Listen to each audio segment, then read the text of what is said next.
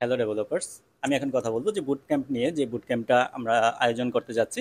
তো বুট ক্যাম্পের মূল যে উদ্দেশ্য সেটা হচ্ছে যে আমরা নিজে নিজে কিভাবে কোড করতে পারি। আমরা অনেক সময় হয় না যে চিন্তা করি সব সময় যে আমরা হয়তো একটা ইন্টার্ন করব, সেখানে কোনো এক সিনিয়র থাকবে, সেই সিনিয়র আমাকে শিখিয়ে দিবে, তারপর আমি একটা প্রজেক্ট করতে পারবো।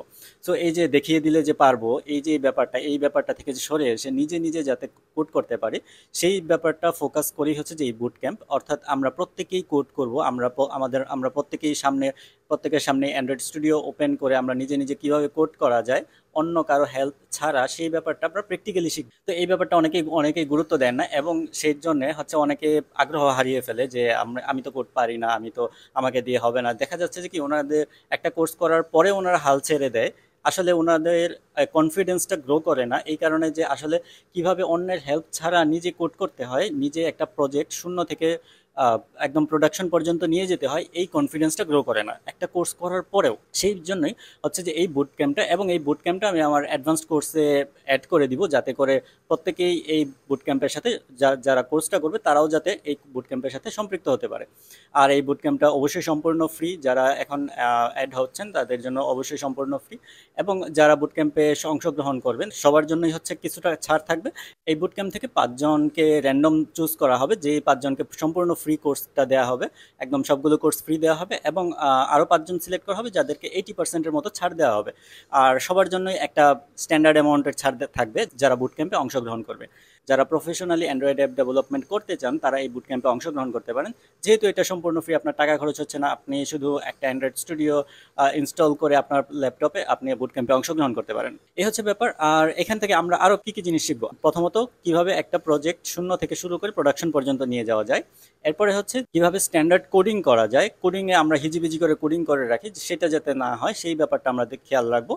এবং হচ্ছে যে আমরা ফায়ারবেজ নিয়ে দেখবো যে কিভাবে ফায়ারবেজের ডেটাবেজ নিয়ে কাজ করা যায়, স্পেশালি ফায়ারবেজের যে ডেটাবেজ সেটা নিয়ে, ফায়ার স্টোর যেটা, একটা আছে রিয়েল টাইম ডেটাবেজ, একটা ফায়ার ফায়ার স্টোর, যে কোনো একটা নিলেই হবে। তো আমরা ফায়ার স্টোরটা নিয়ে কাজ করব।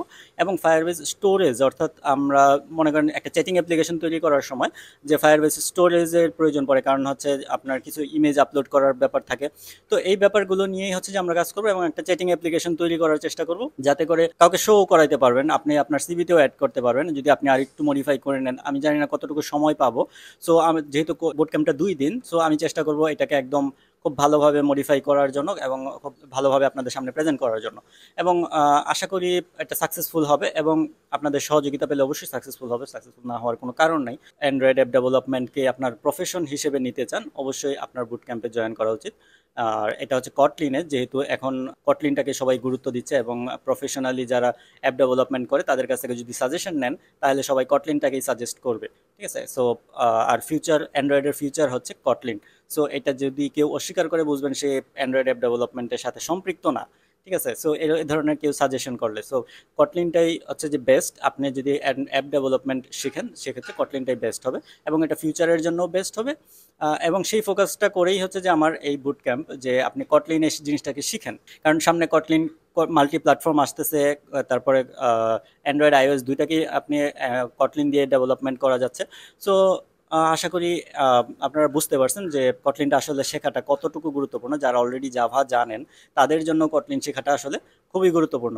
কারণ নতুন যদি কোনো জব খুঁজতে যান দেখবেন কটলিনটাকে লেখা থাকে যে আপনাকে কটলিন জানা থাকতে হবে। সো আপনি মনে করেন আপনার কেউ একজন রিক্রুট করবে, একজন কটলিন জানে একজন জাভা জানে, সেখান থেকে কাকে রিক্রুট করবে?